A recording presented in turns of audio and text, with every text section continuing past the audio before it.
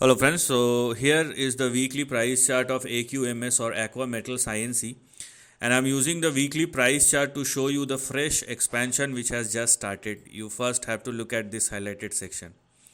So we do have a fresh expansion and which has already changed the near and intermediate trend, and that is where we have to look at the weekly chart to understand what has happened and what is happening. But it's good that the stock now started moving higher, but the volatility is extremely high, so you have to be very cautious about the move. Okay, so if you are looking at the uptrend, you have to be very cautious about it. So we first of all have 13.5 as our support, and we have 10.7 as far as the stop loss is concerned. So please do not go below these two levels, otherwise downside may resume once again. That is number one.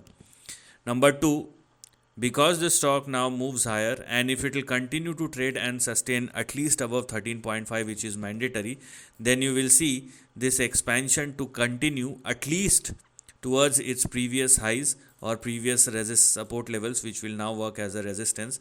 So because the stock is trading above 13.5, so the next two conservative move, I would say, may push this particular stock towards 67 and 105, which itself are very big targets. Okay, because the stock has fallen quite substantially, so any near term move, if it has enough strength, then it can push this particular stock way higher than the current price.